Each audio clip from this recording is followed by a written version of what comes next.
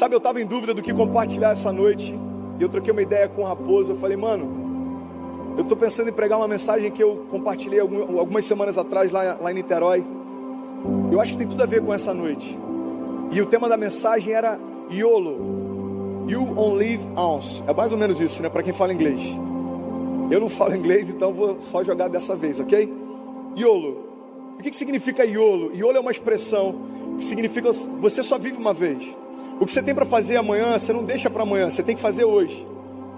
O que você tem que fazer, cara, os sonhos que você tem, os projetos que você tem, deixa de lado e vive o hoje. Esse é o grito de uma geração. Só que o que eu quero compartilhar com vocês é que esse grito nada mais é do que reflexo de uma criação eterna que está ansiosa porque está vendo o seu tempo sendo contado em dias e horas. Entende uma coisa, meu irmão? Você sabe por que nós fazemos parte da geração mais ansiosa que já pisou na face da terra? É porque dentro de nós existe uma natureza que foi gerada por Deus para ser eterna. Dentro de nós existe uma natureza que, segundo a palavra de Deus, deseja a eternidade. Só que quando a gente olha para o relógio, a gente vê que o nosso dia termina com 24 horas. Quando a gente olha para o nosso ano, a gente vê que ele termina depois de 12 meses. Quando você lembra do que você viveu nos últimos 10 anos, você percebe que a vida passa muito rápido.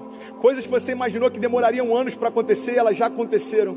Sabe, eu ainda me assusto quando eu percebo que eu já tenho 30 anos de idade, porque eu lembro quando eu era mais novo e eu pensava, cara, quando eu tiver 30 anos de idade vai demorar tanto para chegar lá.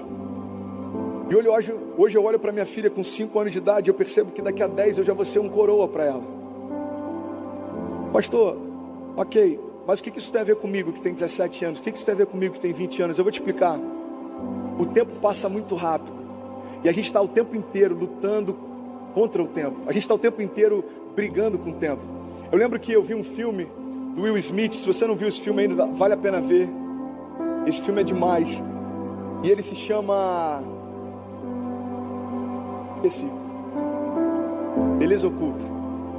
Se chama Beleza Oculta. Quantos já viram esse filme? Eu fiquei maluco, cara, porque no início do filme ele fala algo que eu falei, mano, o cara tá falando Bíblia e nem sabe. Ele diz o seguinte: existem 3 coisas que conectam toda a humanidade. Presta atenção nisso. 3 coisas conectam toda a humanidade: o amor, o tempo e a morte. E ele diz, porque todo mundo deseja ser amado, todo mundo anseia ser amado. Ele diz, todo mundo tem preocupação com o tempo, está todo mundo correndo contra o tempo. E ele finaliza dizendo, e todo mundo tem medo da morte, ou preocupação com a morte. E quando eu ouvi isso, eu lembro que eu estava internado, isso foi no ano passado, eu estava no leito de hospital, eu ouvi isso, eu parei o filme, eu fiquei meditando nisso, eu falei, uau, isso é muito forte. E o que Deus falou comigo é o seguinte, Ele me trouxe lá na origem. Porque presta atenção, meu irmão, quando você percebe que algo não está certo, quando você percebe que algo dentro de você talvez não esteja caminhando à altura da tua identidade, você não precisa perceber o que Deus fazia algumas gerações atrás, você tem que ir o que Deus fazia desde o princípio, porque o que Deus fez desde o princípio é o projeto original dele para a criação. Vocês estão comigo? Diga amém. Você quer saber qual é o plano de Deus para você? Vai na origem, porque na origem a palavra de Deus diz que Deus, antes de criar um homem, Ele criou um ambiente. É porque tudo que Deus faz, Ele prepara um ambiente primeiro.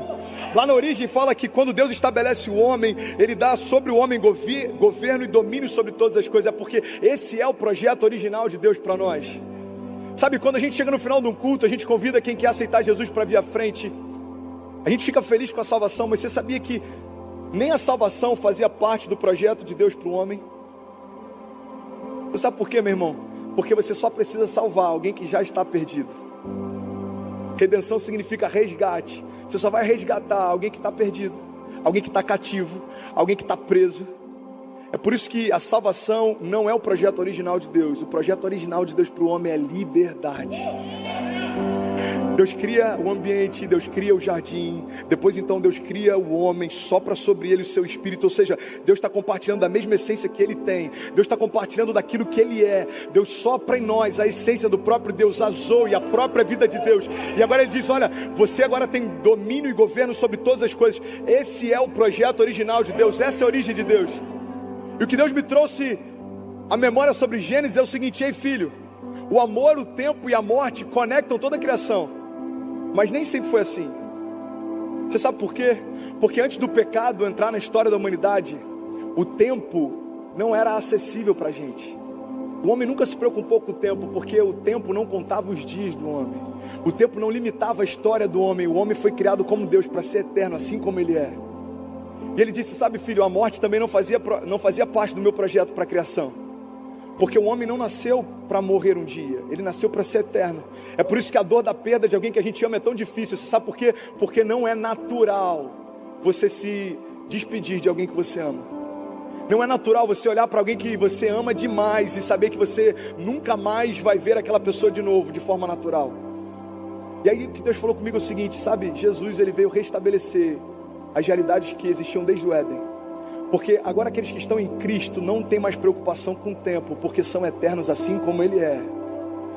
E não estão mais cativos pela morte, porque aquele que invadiu o inferno e pegou as chaves do inferno e a morte, compartilha com cada um de nós a autoridade sobre a morte também. Sabe, o que eu acho maravilhoso é que o amor, o tempo e a morte conectam toda a criação, mas para nós só existe algo que continua disponível até hoje, e é o amor. A palavra de Deus não diz que Deus tem amor, a palavra diz que Ele é amor. Deus é amor. Você quer experimentar amor? Tem uma pessoa que se chama Deus e Ele está disponível para você hoje. Tem alguém que está feliz com isso? Diga amém. Raposo, vamos junto assim até o final, mano, que se terminar e eu sentir que ninguém recebeu, eu vou saber que você foi edificado demais. Glória a Deus pela tua vida. Ei, preste atenção, olha para cá. YOLO, só se vive uma vez. Essa expressão na América, por exemplo, só para você ter uma ideia, é uma expressão que mais de 80% da nossa geração usa quase como um grito de guerra.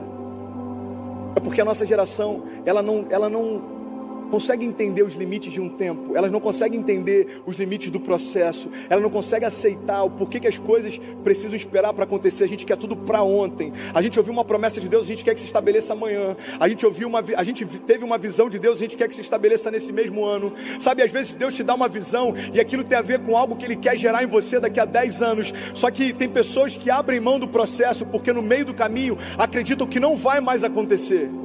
Deixa eu te falar uma coisa, se Deus te deu uma visão, não existe uma condição se vai ou não acontecer. A única coisa que vai condicionar se essa visão vai se tornar real ou não, é se você vai aceitar o processo ou não. Só se vive uma vez, é o grito de uma geração ansiosa que está preocupada. Agora você sabe por que Deus não está preocupado? Você sabe por que Deus não tem pressa? Porque Ele é eterno. Deus não tem pressa porque Ele não se submete ao crono. Vocês estão comigo? Diga amém. Sabe, tem algo que eu gosto de falar muito, é sobre geração. E os estudiosos, aqueles que estudam as gerações, eles percebem que em cada geração existem características que conectam a geração. Cada geração pensa de uma forma parecida, se move de uma forma parecida, porque aquilo que acontece ao nosso redor influencia quem nós somos. Vocês estão comigo? Diga amém. Preste atenção nisso, em nome de Jesus. Para a gente entender a forma como a nossa geração se move, a forma como a nossa geração pensa, a forma como a nossa geração age, a gente precisa entender as gerações que vieram antes de nós. Sabe, a gente faz parte dos mileniais, a gente faz parte da geração Y, alguns aqui da geração X. Essa geração que é hiperconectada, essa geração que se move por ideais, essa geração que não consegue imaginar a ideia de trabalhar 20, 30 anos na mesma empresa, essa geração que quer sempre novas experiências, essa geração que prefere ganhar menos, mas trabalhar num lugar que acredita nos ideais desse lugar, do que ganhar muito e ter que passar por cima de outras pessoas. Nós somos uma geração de idealistas. Nós somos uma geração que é marcada por projetos como Greenpeace, por exemplo, que pessoas colocam a própria vida em risco para poder salvar baleias no outro lugar do mundo. Nós fazemos parte de uma geração que se manifesta, que vai para as ruas e que se conecta a causas que falam por si só. Agora você sabe por que nós somos assim? É porque as gerações antes da nossa, elas se preocupavam em ter estabilidade. Só para você ter uma ideia, as gerações antes da nossa, presta atenção nisso, eles passaram pela Primeira e Segunda Guerra Mundial, eles passaram pelo crack da Bolsa de 29, eles passaram pela recessão, eles passaram pela Guerra Fria, eles passaram pela Revolução Cubana, passaram pela Revolução Industrial, eles passaram pela Revolução Francesa, eles passaram por revoluções acontecendo todos os dias, eles passaram pelo Plano Collor, mudança de governo, Plano Real, impeachment. A geração antes da nossa viu o mundo quase ser destruído por conta da tensão entre a União Soviética e a América. Eles viram tudo isso acontecer, e sabe o que aconteceu? Quando essa geração passou a ter filhos, preste atenção porque eu estou falando de você agora. A preocupação das gerações antes da nossa era de gerar para os seus filhos tudo aquilo que eles não tiveram. Eles viram crise financeira acontecendo o tempo inteiro, inflação acontecendo, guerras acontecendo. Eles viram um muro de Berlim sendo estabelecido, eles viram a queda do muro de Berlim. Eles viram Fidel Castro tomando o poder, eles viram Fidel Castro saindo do poder. Eles viram tantas coisas que a preocupação dos nossos pais e dos nossos avós foi o seguinte: eu vou dar para o meu filho tudo aquilo que eu não tive, eu vou cercar o meu filho de cuidado, eu vou cercar o meu filho de estabilidade, eu vou cercar o meu filho de proteção, eu vou cercar o meu filho de conforto. E sabe o que isso gerou em nós? Uma geração do mínimo esforço. Porque a gente se acostumou com o tempo a receber presentes, mesmo sem se esforçar para merecê-los. A gente se acostumou ao longo do tempo com o cuidado excessivo dos pais. A gente se acostumou ao longo do tempo com uma proteção excessiva dos pais. E nós somos frutos de um cuidado de pais que nos amavam demais, mas que nos pouparam do processo. Pastor, o que isso tem a ver com o Evangelho? O Evangelho é para o homem todo e para todos os homens.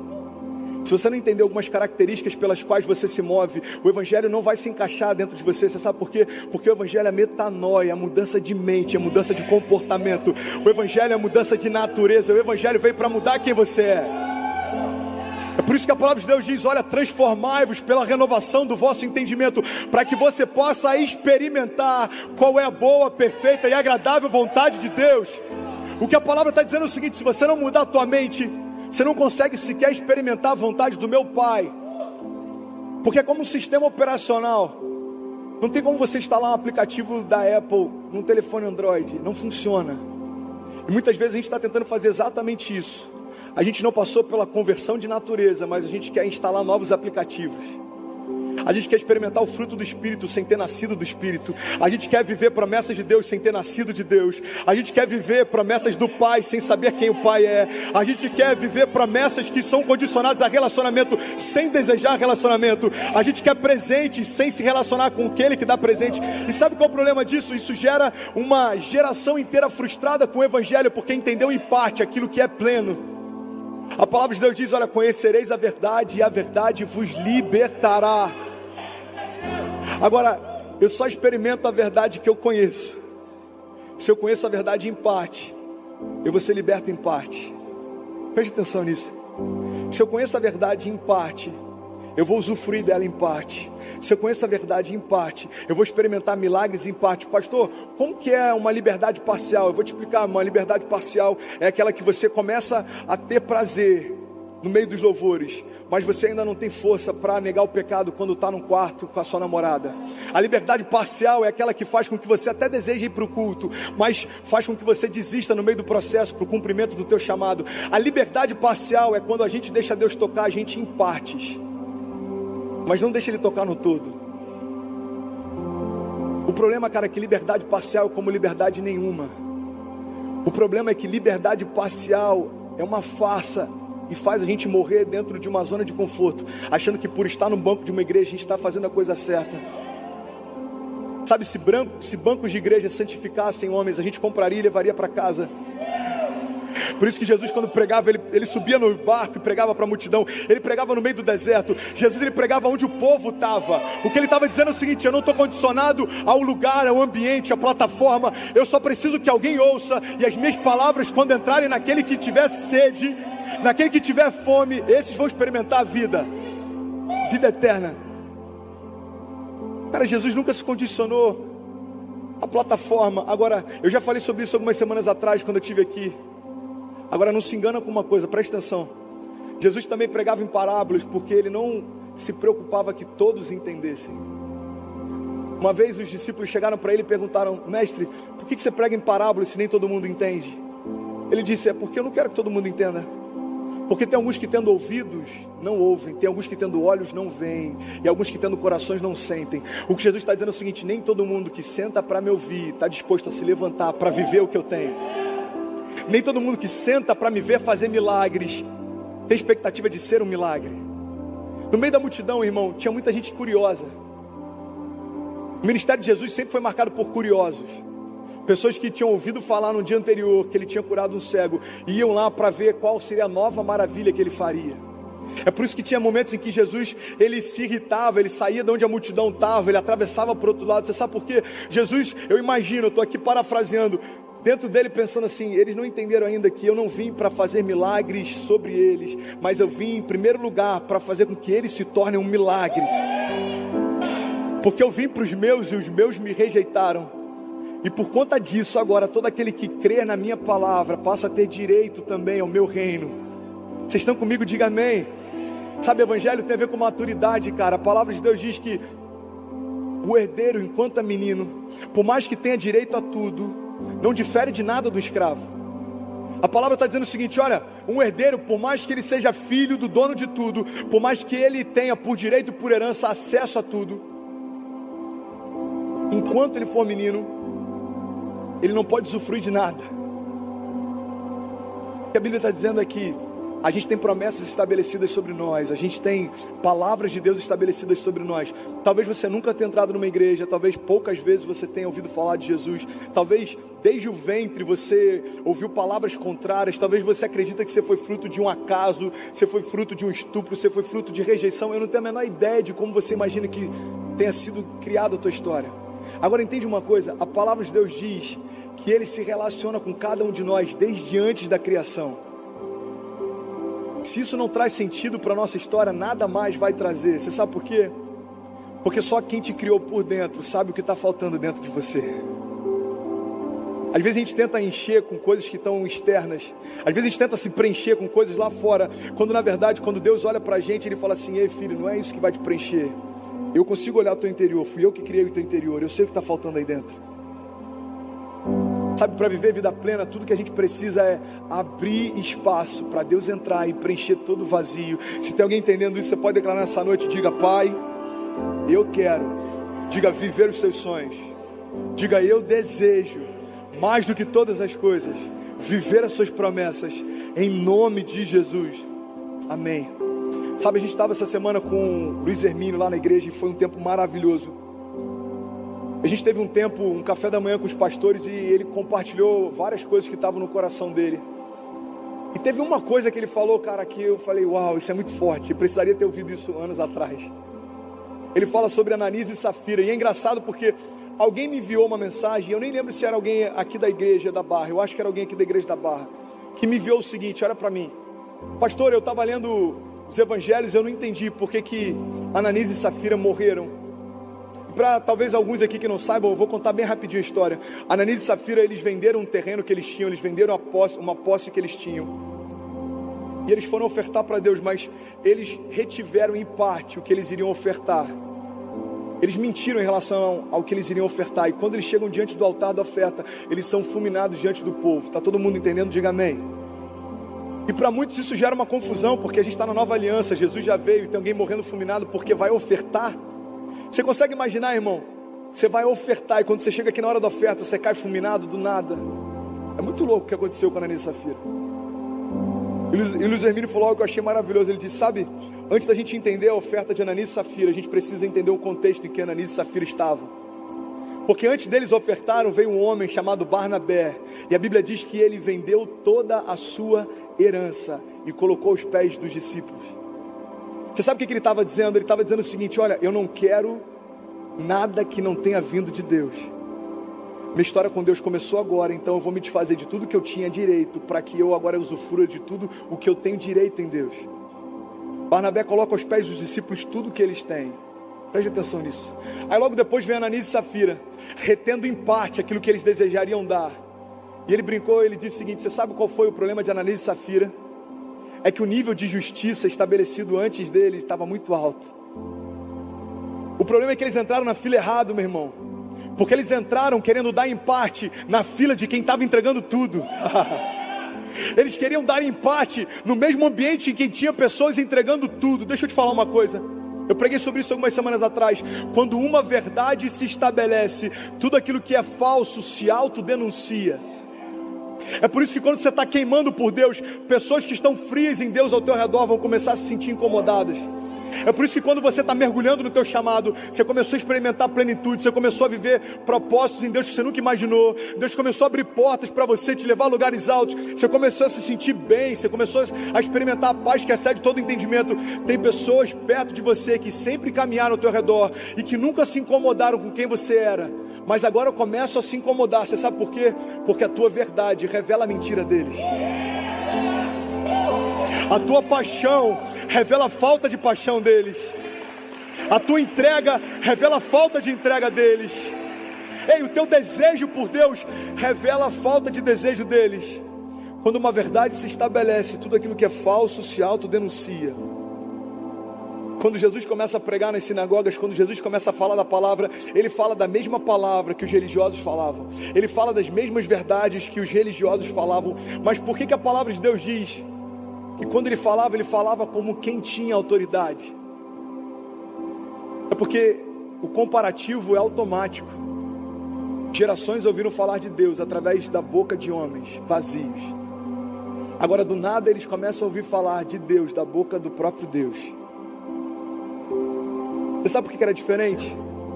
Porque a vida de Jesus revelou a falta de vida de quem falava em nome dele.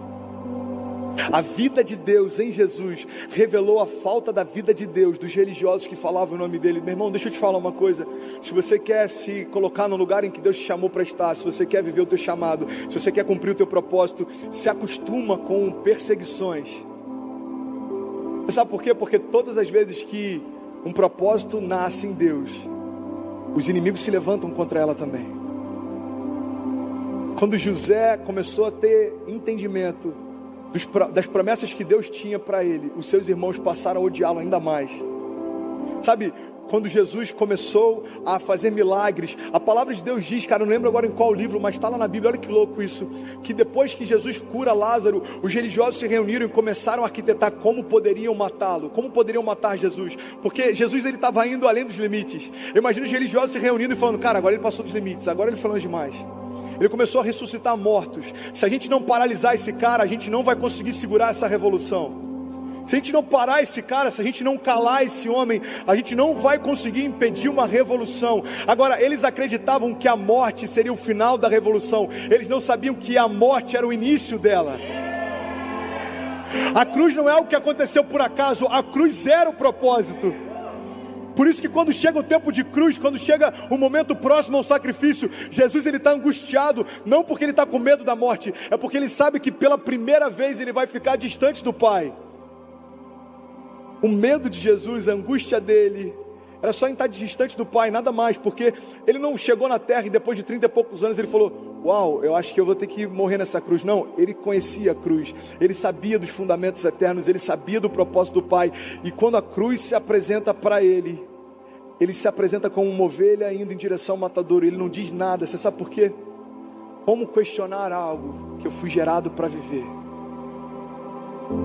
Como eu vou tentar ser poupado de algo se eu abri mão de toda a glória, me fiz carne exatamente para passar por isso? Deixa eu te falar uma coisa. Toda geração é marcada por pessoas tentando paralisar revoluções. Sabe o que eu acho interessante? Presta atenção nisso, em nome de Jesus. Essa mesma passagem de Ananias e Safira.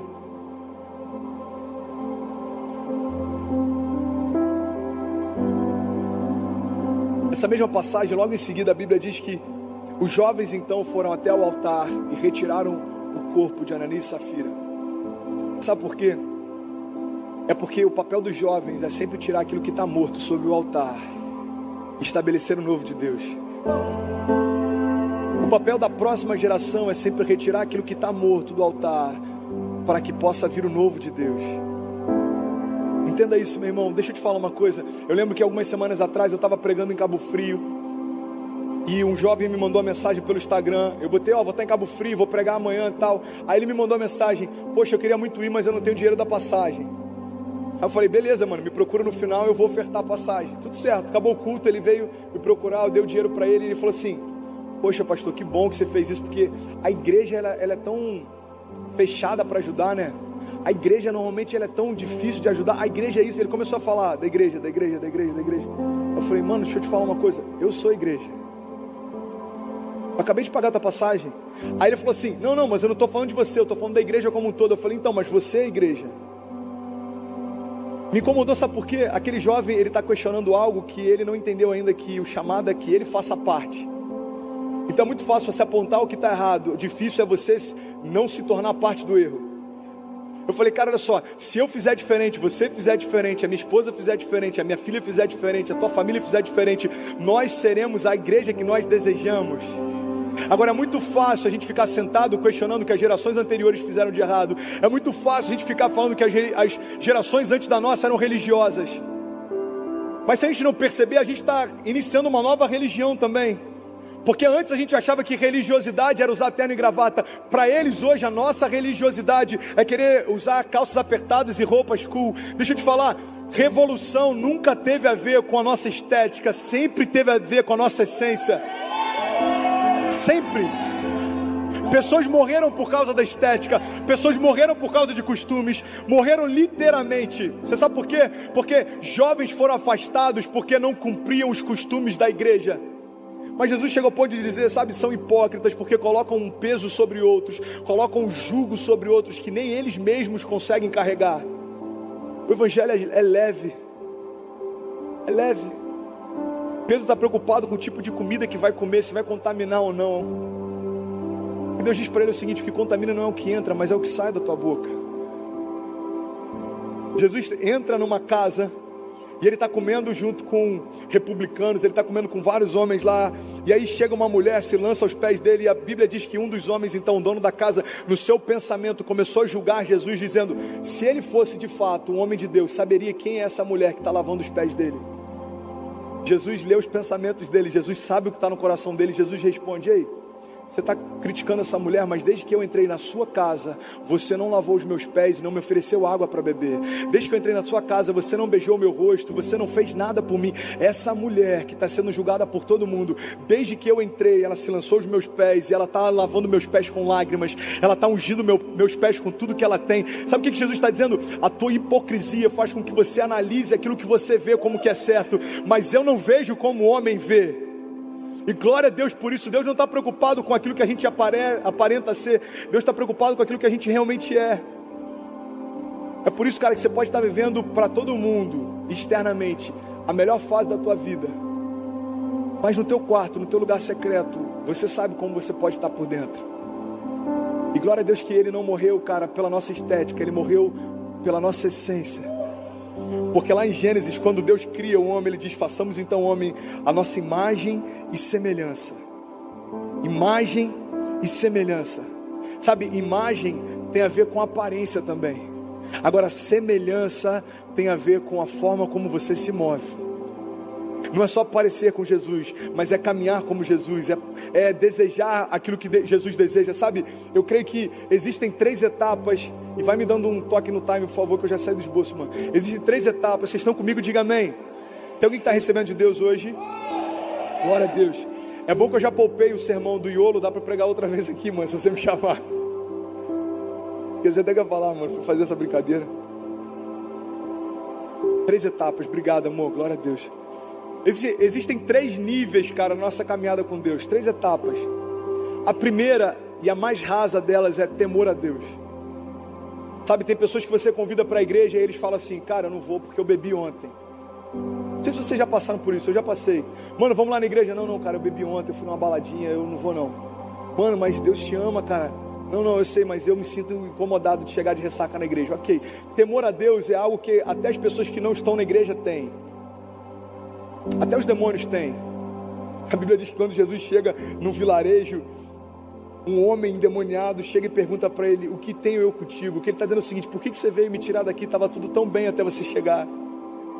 Os demônios temem a Deus também. Então a primeira etapa é a mais rasa, é temor a Deus. A segunda é quando a gente começa a se relacionar com Ele. É quando a gente passa a ter prazer na presença dEle. É quando a gente começa a experimentar. Sabe quando começa aquele louvor, você sente aquela coisa boa, você fala, uau, eu queria poder ficar aqui o dia inteiro, eu queria poder experimentar isso aqui o dia inteiro.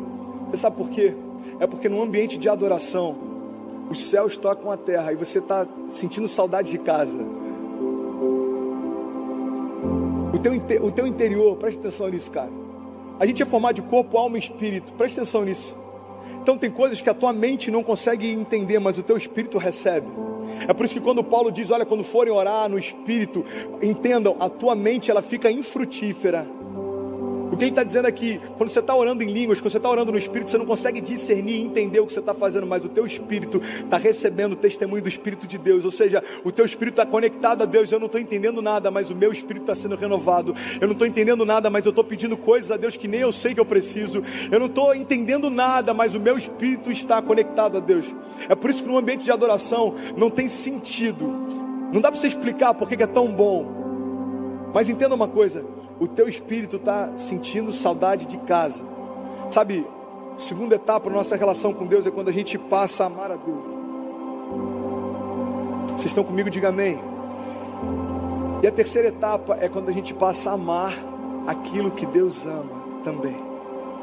Cara, você só vai amar o que Deus ama quando você estiver muito íntimo dele. Você só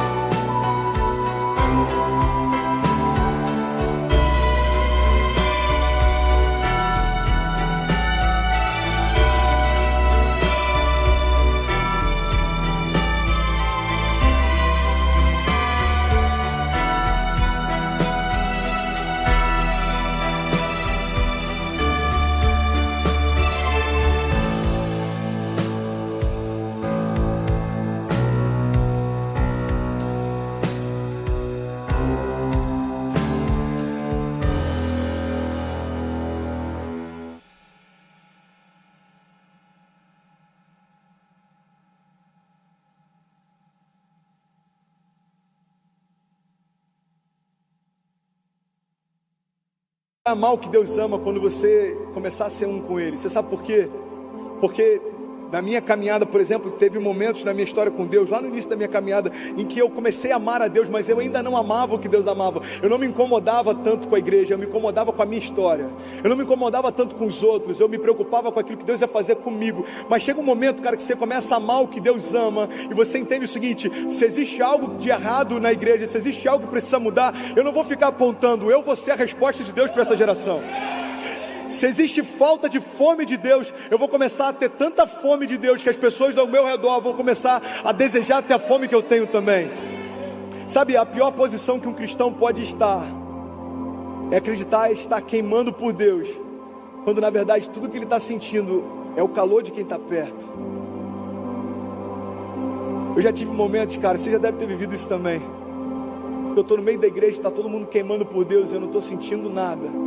Está todo mundo fluindo em Deus e eu não estou nem conectado, eu não sei nem o que está sendo pregado, eu não sei nem o que estão louvando. E aí esses momentos nos constrangem a pensar o seguinte: uau, tem alguém com mais fome de Deus do que eu, cara. Entende uma coisa? Se tem alguém com mais fome de Deus do que você, significa que tem alguém que pode ir em lugares que você ainda não foi. Sabe o que isso significa? Que sempre existe mais. Sempre existe mais, irmão. Sempre existe mais. Pastor, mas eu estou vivendo algo novo em Deus, eu estou vivendo meu chamado, eu estou vivendo coisas novas, eu estou vivendo milagres todos os dias. Ok, deixa eu te falar uma coisa: existe ainda mais de Deus para você. Existe ainda mais de Deus para você. Existe ainda mais de Deus para você. Eu vi algo do Luiz Hermínio também que eu achei maravilhoso, cara. Ele diz o seguinte: depois que eu descobri que Jesus é uma fonte inesgotável, eu me tornei insaciável. Jesus é uma fonte inesgotável, cara. Não tem limites para o que Ele pode fazer. Tem alguém entendendo isso? Diga: eu creio nisso. Você pode no seu lugar se manifestar, cara.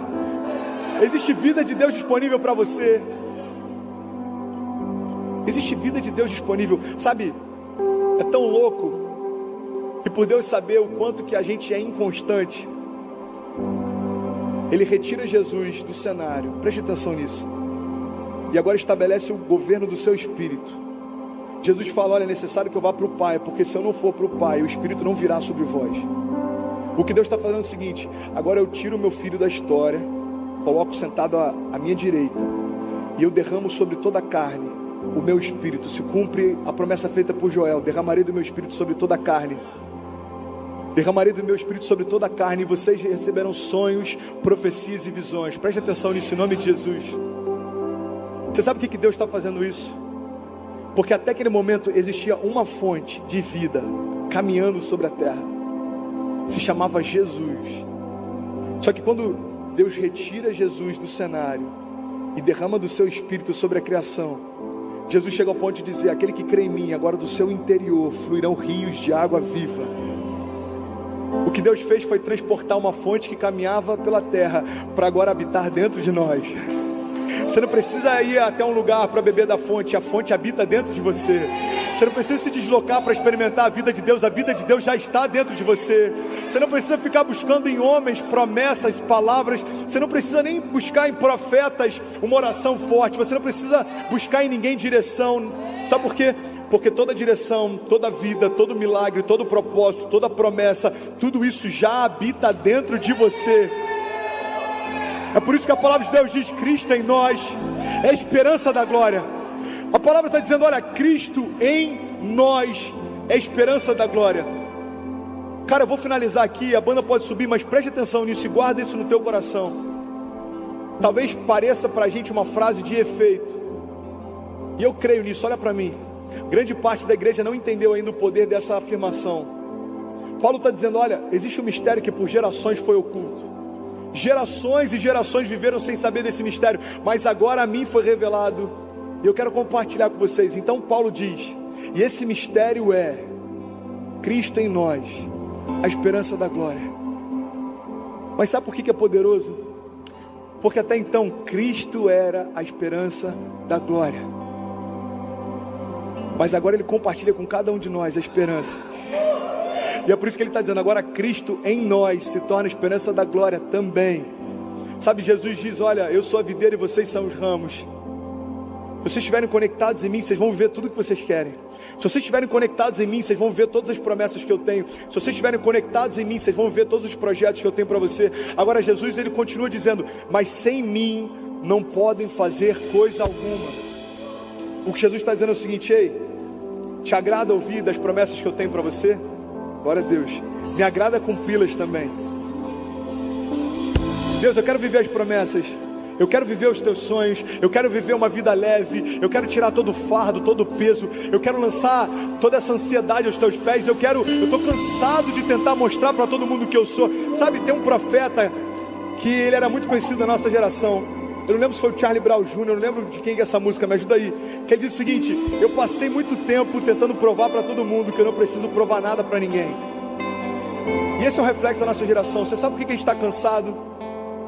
É porque da forma que a gente fala, as roupas que a gente veste, os lugares que a gente vai, os amigos que a gente tem, as faculdades que a gente faz, os lugares que a gente viaja, as fotos que a gente posta, a quantidade de likes que a gente tem, a quantidade de inscritos que a gente tem, tudo isso que a gente busca, na verdade, a gente está tentando uma aceitação. Por mais que a gente diga que não, a gente se sente aceito pela quantidade de pessoas que nos seguem, ou pela quantidade de pessoas que nos aprovam. Agora, sabe o que é maravilhoso? Jesus, o Filho de Deus, o Verbo que se fez carne, aquele que habitou no nosso meio, ele foi fruto da maior rejeição da história. Do lado dele está um bandido, do lado dele está um ladrão, do outro lado um outro ladrão. E Jesus está lá, aquele que se despiu de toda a glória, está sendo rejeitado por aqueles que ele veio salvar. Você tem noção do que é isso? Você sabe o que Jesus está dizendo? Ei, não me importa quem me rejeita. Agora, para mim faz diferença quem me aceita. Porque ele diz: aqueles que me reconhecem diante dos homens, eu também os reconhecerei diante do meu Pai que está nos céus.